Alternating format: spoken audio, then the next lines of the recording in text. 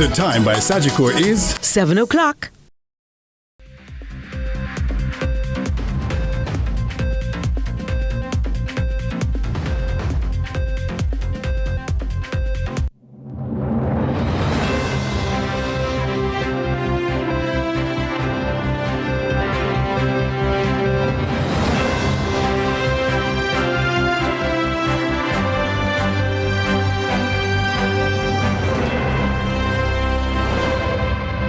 Tonight in CVM News at 7, Pedro Plains expansion expected to accelerate agricultural outputs.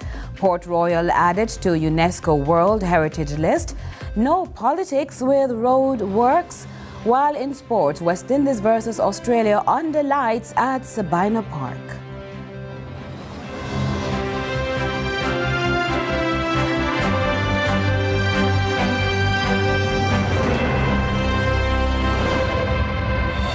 Hello from Kingston, Jamaica. This is CVM News at 7 for Saturday, July 12, 2025. I'm Caroline Brown. Thanks so much for joining us. The Pedro Plains Irrigation Expansion Project in St. Elizabeth has been launched. It's a move expected to bring nearly 10,000 acres of farmlands under irrigation. The development aims to also improve water access for farmers in the region. More from Zol Grant.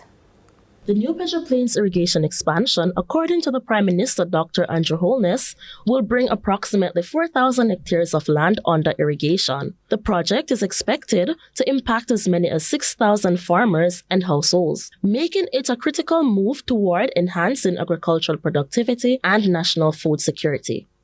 The Pedro Plains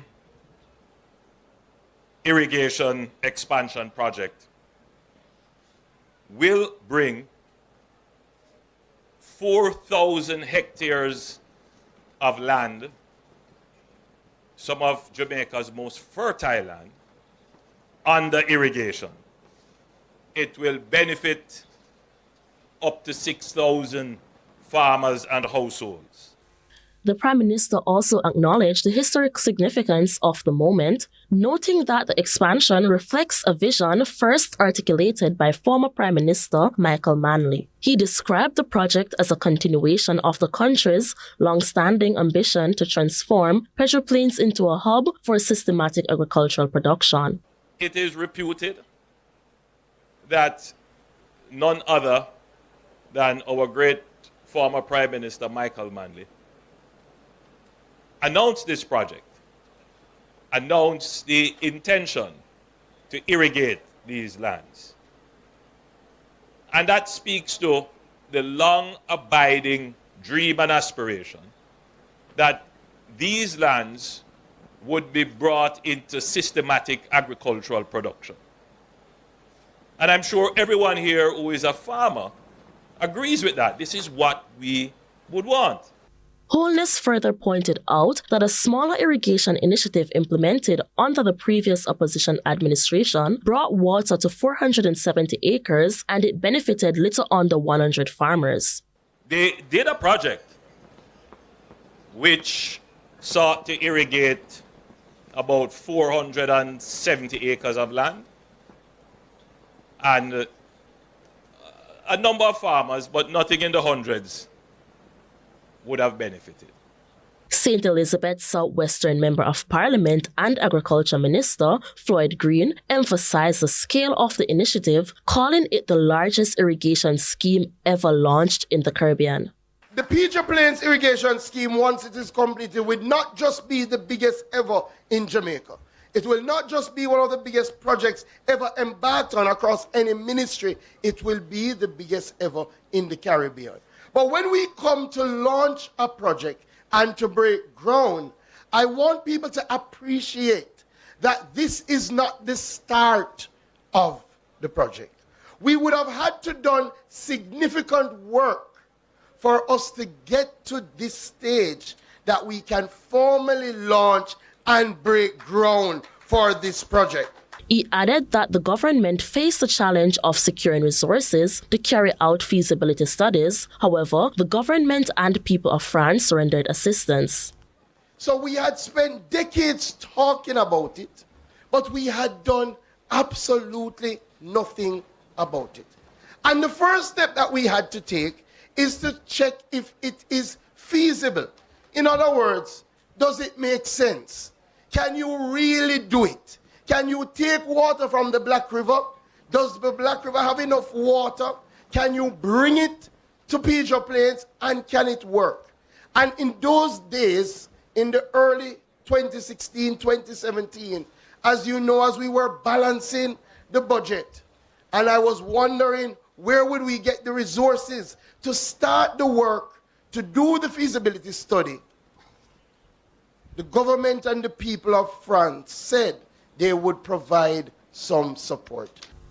With this phase now underway, the Pedro Plains irrigation expansion is expected to reshape the agricultural landscape of southern Jamaica. Zog Grant reporting for CVM News.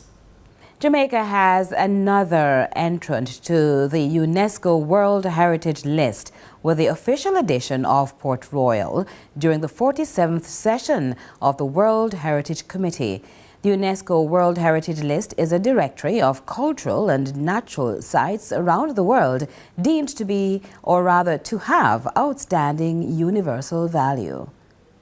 Port Royal has now been inscribed on the UNESCO World Heritage List. The decision to inscribe the archaeological ensemble of 17th century Port Royal was made at the meeting of the World Heritage Committee, now underway in Paris, France. Minister of Culture, Gender, Entertainment and Sport Olivia Grange said the inscription to the World Heritage List supports national efforts to preserve this heritage for all humanity.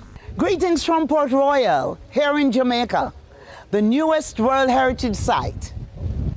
Welcome. We are so proud that our nomination of this unique terrestrial and submerged site has been accepted. Here I'm standing on a bit of what remains of the old colonial trading center once frequented by pirates, and at which enslaved Africans were bought and sold. At the height of its immense wealth in the 17th century, an earthquake caused 2/3 of Port Royal to sink into the sea. Remarkably, 330 years on, it is a well-preserved site that captures life as it was being lived at the time. Port Royal was inscribed on the basis of Criterion 4 and Criterion 6. Criterion 4 refers to an outstanding example of a type of building, architectural or technological ensemble or landscape which illustrates significant stages in human history. Criterion 6 requires the nominated site to be directly or tangibly associated with events or living traditions, with ideas or with beliefs, with artistic and literary works of outstanding universal significance. This inscription to the World Heritage List supports our national efforts to preserve this heritage for all humanity. We're grateful to all who played a role in this successful nomination, which allowed us to reveal the site's attributes and showcase its global value. In this regard, I express appreciation to the World Heritage Center, the International Council of Monuments and Sites, the governments of Mexico, Canada, the Netherlands and Japan, as well as the people of Port Royal, whose livelihood is inextricably linked with the preservation, promotion and sustainable development of the site. Port Royal now joins the Blue and John Crow Mountains as Jamaican sites on the World Heritage List. Joel Crosskill, CVM News. Meanwhile, Kingston is gearing up to host a brand new experience celebrating the city's rich pirate history through Kingston Pirates Week, which was also officially launched earlier in the week. Organizers are promising a mix of culture, tourism and community engagement, as you'll hear in this report from Raymond Morrison. Kingston is set to hoist the sail on a new flagship event this October. Kingston Pirates Week promises to celebrate the city's untold history as a former private haven while adding a new dimension to the tourism product. We're very happy about it. We're happy to be in full support of it, and we know that it's going to be a huge contributor to the city of Kingston and the development of the tourism product here. It is a cornerstone event that does more than just ignite local pride. It also will become a significant economic engine over the years, and as it substantially boosts tourism in a country where the industry is vital for sustained growth. The week-long celebration will be anchored in Port Royal, once known as the pirate capital of the world, and includes events like beach cleanups, street dances, excursions, and the long-awaited return of the Kingston City Run.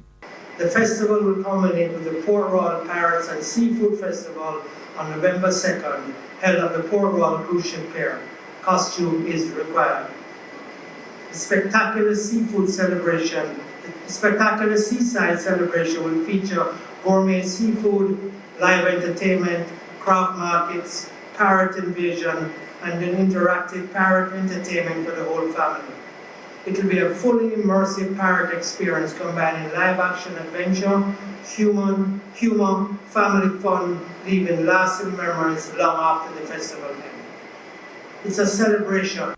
And according to Port Authority of Jamaica CEO, Professor Gordon Shirley, what better place for something like this than Port Royal, the historic coastal town once known as the richest and wildest city in the Western world. The natural place for this to happen was at Port Royal. And we have developed that port. We have assumed the responsibility for Fort Charles. We've built a museum. We now have a full-blown restaurant. And we're dealing with some of the infrastructural issues to make Port Royal come alive, including ensure that we have proper sanitary facilities and sewage facilities. We have a lot of other plans, including developing the Pirates Row and the Pirate Tavern experience and Pirate Ship experience. To make that happen, all the other pieces have to come together. And Peter and JTP have taken a big leap by investing in bringing this particular event together.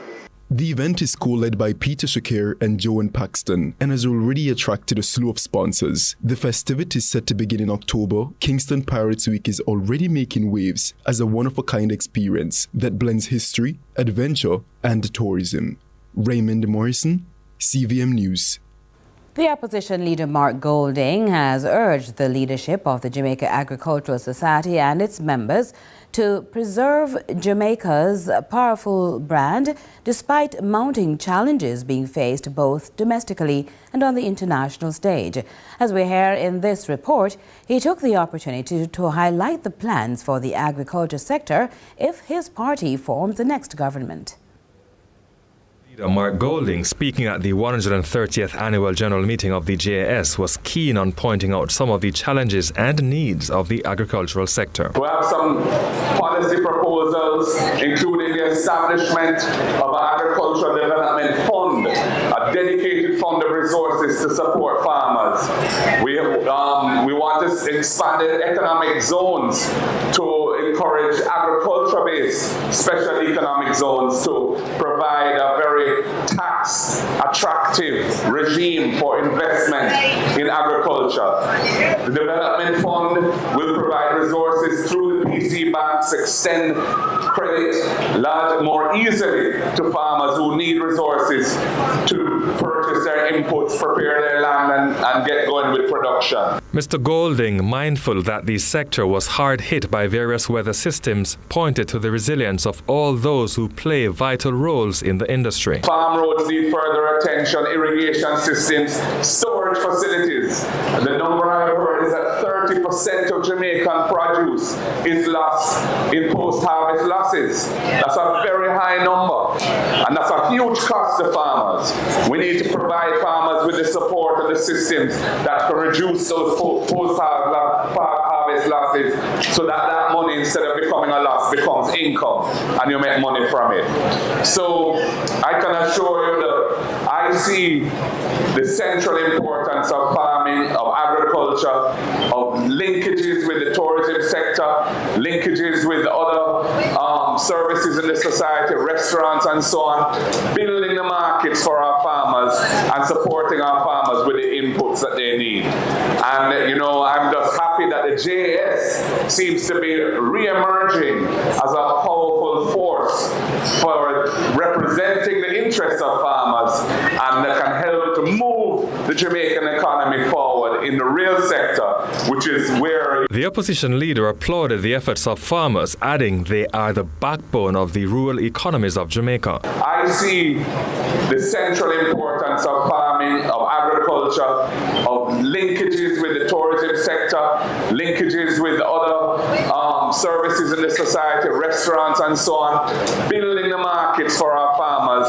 and supporting our farmers with the inputs that they need. And, you know, I'm just happy that the JS seems to be re-emerging as a powerful force for representing the interests of farmers and that can help to move the Jamaican economy forward in the real sector, which is where you operate. For his part, CEO of the JS, Darren Grant, informed that they have a number of plans in place to maximize on the proper use of lands they currently own, which total well over $1 billion. For CVM News, I'm Damon Phillips. Stay with us. We'll be back with you in just a moment.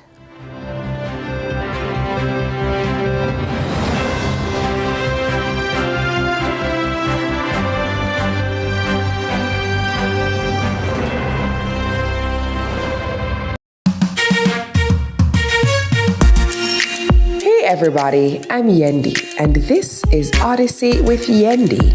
In this space, we connect with some of your favorite people as they share their journeys. Here we have some unfiltered conversations as we deep dive into their inspirations, motivations, and experiences to inspire our own life journey.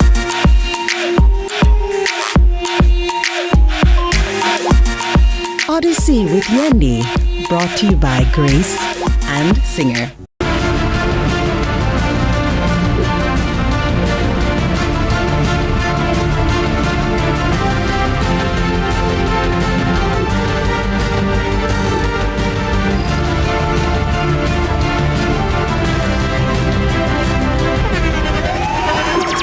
The internationally acclaimed On Stage with Winford Williams. At a new time, Saturdays at 8 p.m. on CVM TV. So much more than entertainment. Down Sound Entertainment presents Reggae Sunfest Night 1, Friday, July 18. It's Dancehall Mayhem. The World Boss Vibes Cartel leads the charge alongside Massacre, Tommy Lee Sparta, Skang, Governor, Jamal, Gianni, Shanil Muir, Latin, Harry Toddler, Young Wild Apache, and more. Don't miss Night 1 of Reggae Sunfest 2025. Sponsors Jamaica Tourist Board, MasterCard, Secrets Hardware and Lumber, Urban Development Corporation, Red Stripe, Down Sound Records.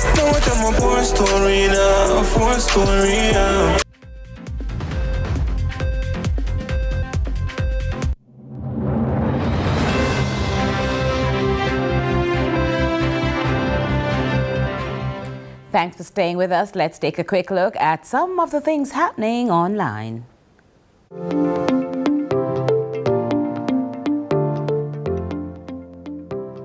So, what's trending online today? Come July 21, motorists in Jamaica will be given electronic copies of their motor vehicle registration certificates. The announcement came from Tax Administration Jamaica, indicating the end of the traditional bright-colored stickers with punch holes indicating registration expiry. Here's how the public is responding. At King_Prezi ask, going digital seems so great until glitches in the system. And what about old people? At Dominus Downer comments, great move, I love this. At Hummingbird_net says, please tell the police officers. At Netane Kish writes, when a complaint say we're backwards when we're moving forward, it's still a problem. At I am being so for real ask, how it go when we're phone dead? At Davab.876 replies, guys, relax. If it's going digital, then I'm sure the police will have some access to other digital copies elsewhere. No need to panic about dead phones or who not tech savvy. This is a win for digitalization. However, I'ma miss the stickers. At 876 Sammy says, and I will continue travel with my hard copy. Don't in the bangarang with the officers.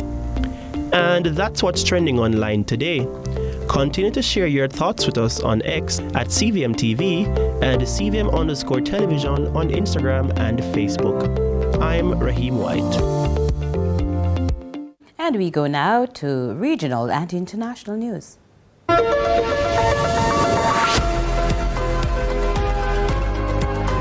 We begin with news in the region. As countries mark World Population Day, St. Lucia confronts a sobering reality, a declining birth rate and a projected 4% population drop by 2050. We hear more from DBS Television.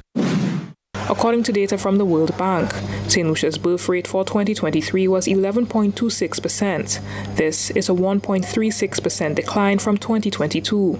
More data from the World Health Organization indicates that the population is on a projected decrease of 4% by the year 2050. Gerald Abreu, Executive Director of St. Lucia Planned Parenthood, says that St. Lucia is doing well with maternal health care, though more can be done. In 2023, the government launched maternal health coverage as the first phase of its Universal Health Coverage UHC program. This program aims to ensure pregnant women have access to essential services like ultrasounds, diagnostic lab tests, and cervical screenings for free, significantly reducing out-of-pocket expenses for expectant mothers. While Bray does applaud this, she says this is only the beginning of the parental journey. More specifically, she says that the child's school years, including higher education, needs to be taken into consideration. She says there is a lack of safety nets needed to encourage more young people to start families. Of late, I've heard a lot of talk about we're not at replacement, we need to have more children born in St. Lucia. And I agree, I understand the complexity of the situation that we find ourselves in right now. But I want to encourage the government to do more in terms of social investment. In Belize, a discovery that's capturing global attention. Deep in the heart of the ancient Maya city of Caracol, archaeologists have uncovered what they believe to be royal tombs. Greater Belize media sat down with the legendary research duo Drs. Arlen and Diane Chase, who've been unearthing Caracol's secrets since 1985. But it was the death mask itself that signaled to me how important this chamber was. We've only found one other one of these in their career, and it was at Santa Rita Corzal in 1985. There are so many important discoveries that we've been able to make at Caracol. This is one of them. Altar 21 that writes about the conquest of Tikal by Caracol. The LIDAR, the first use of LIDAR among the Maya ruins, was done at Caracol, allowed us to see how large the city was. Mapping of the residential terraces to show that this was a city that had agriculture inside of it. All of those things are incredibly important. But this one is particularly unique because it is the first time we've identified someone that we believe was part of the royal dynasty at Caracol. And that is huge. But what's even more important about it is that it showcases that dynasty is internal to Belize, internal to Caracol. It was not started by someone from outside the country from a distance.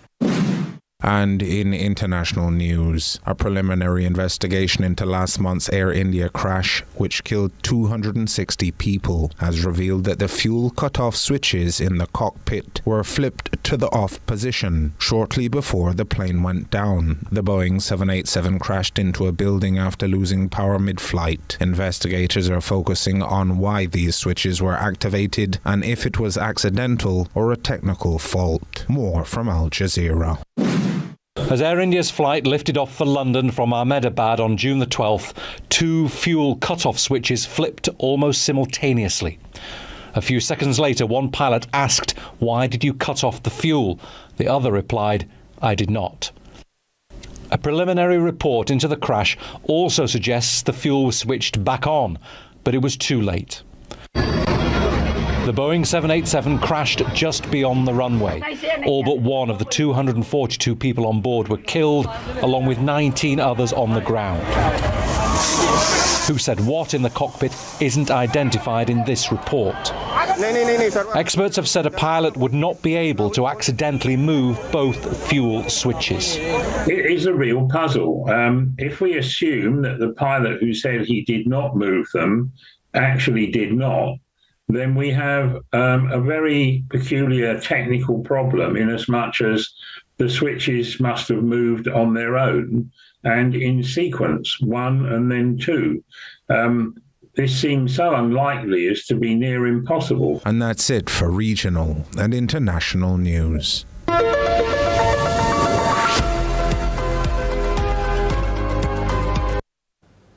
Five students from 3 different high schools in the corporate area, after autographing their first ever publications, are now seeing returns from their books on Amazon, all because they responded to an opportunity presented by complete strangers, Jamaicans living overseas who visited their schools. And of course, Inspire Jamaica has a special interest in one of the teenagers, and you will be happy to see who. To embark on this journey of authorship at such a young age demonstrates not just talent, but also immense courage.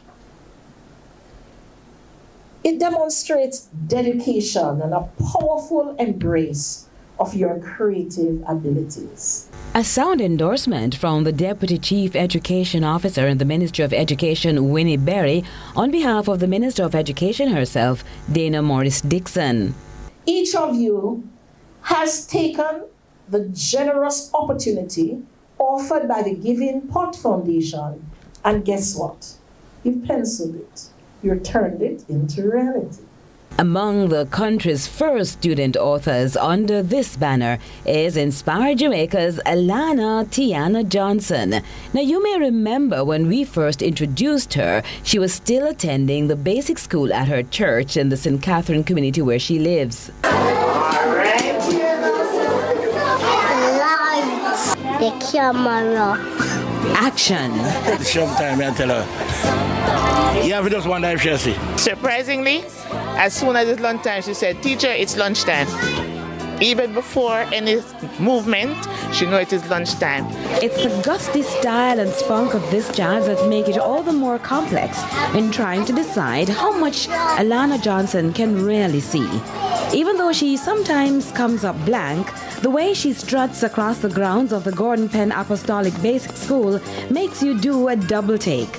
And years later, make no mistake, Alana is now a young lady still in the spotlight, and she's being allowed to fulfill her dreams by a visionary, the founder of the Giving Pot Foundation, Marcia Brown Robinson, an author herself, and a team of like-minded authors who look beyond what the eyes can envision in others. I'm happy that we have unearthed the poet in Janet, the writer in Joshua, the inside thinker in Cornelia, Alana, who is visually impaired but has brought light in her book. Miss Torian, who has expressed some thoughts because I've read the books. And that is what we want to pull out here in Jamaica. I am so certain that Jamaica, we should encourage, this is our future. We definitely need to be strengthened in Jamaica, and I say the Caribbean and CARICOM region as well, especially when we see what's happening outside of Jamaica. We are just as equal. We can stand on the global marketplace and show it is happening here. And this is what we want to do with the foundation. So we do intend, it's an ongoing program. We're back here in the schools in September and the prisons as well. But that is what we want to share, light. We want to push that out. And students, again, congratulations. I am very excited. God bless you all. And the world is right there waiting for you. In fact, you're here. You've introduced yourself to the world. As I turn this cover, it begins a new chapter to the life of our inspiree, Alana Johnson. And I can tell you, it says, "Darkness taught me how to shine. Beyond the Eyes, Finding Light in the Dark. At this very moment, on this day, the launch is happening, and we're so proud of Alana, her very own book. Next time, a big deal endorsement. Alana tells us a little about her book, and you may just hear from the other student